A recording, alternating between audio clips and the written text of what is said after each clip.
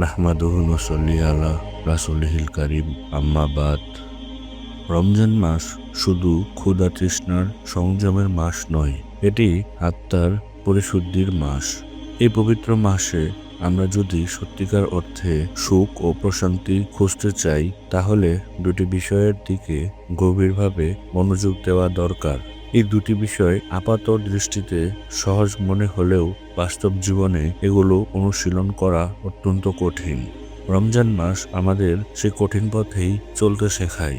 প্রথমত, কৃতজ্ঞতা ও জিকির। রমজান মাস আল্লাহর নিয়ামতের হিসাব করার সবচেয়ে উপযুক্ত সময়। সারাদিন সিয়াম রেখে যখন ইফতারের দস্তরখানায় বসি, তখন একটি সামান্য খেজুরও অমূল্য মনে হয়। সেই মুহূর্তে হৃদয়ের গভীর থেকে আপনা আপনি বেরিয়ে আসে আলহামদুলিল্লাহ। এই কৃতজ্ঞতাবোধ মানুষকে সুখী করে।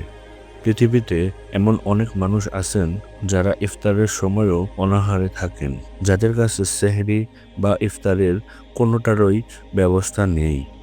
তাই প্রতিটি ইফতারে, প্রতিটি সাহরিতে এবং প্রতিটি নিঃশ্বাসে কৃতজ্ঞতা প্রকাশ করুন।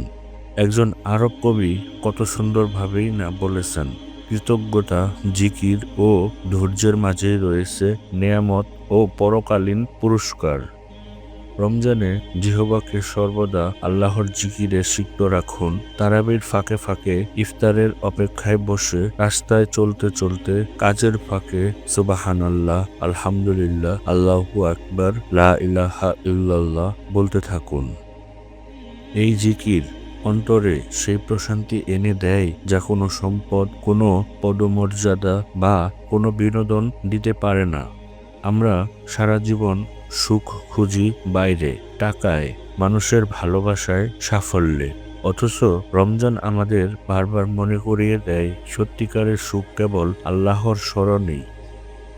যেমন আল্লাহ নিজেই বলেছেন, জেনে রাখো, আল্লাহর জিকিরেই অন্তর প্রশান্ত হয়।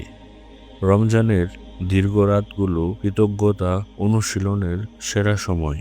তাহাজ্জুদে উঠে যখন আল্লাহর সামনে দাঁড়াই, তখন মনে করুন তিনি কত কিছু দিয়েছেন, সুস্থতা, পরিবার, ঈমান, রমজান পাওয়ার সৌভাগ্য।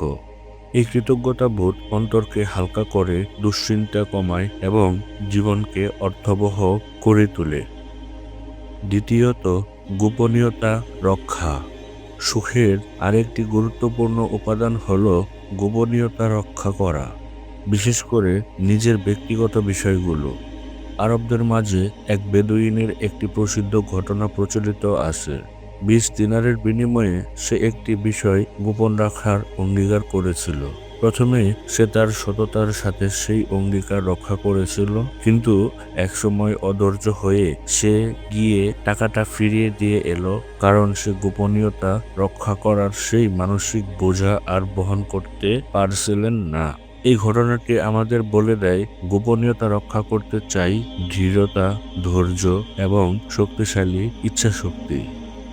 রমজান হলো সেই মহান প্রশিক্ষণের মাস, যেখানে আমরা জিহ্বাকে সংযত রাখতে শিখি।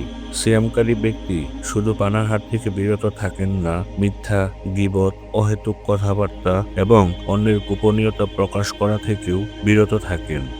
এভাবেই রমজান আমাদের অন্তরকে শক্তিশালী করে এবং নিজের উপর নিয়ন্ত্রণ প্রতিষ্ঠার শিক্ষা দেয়।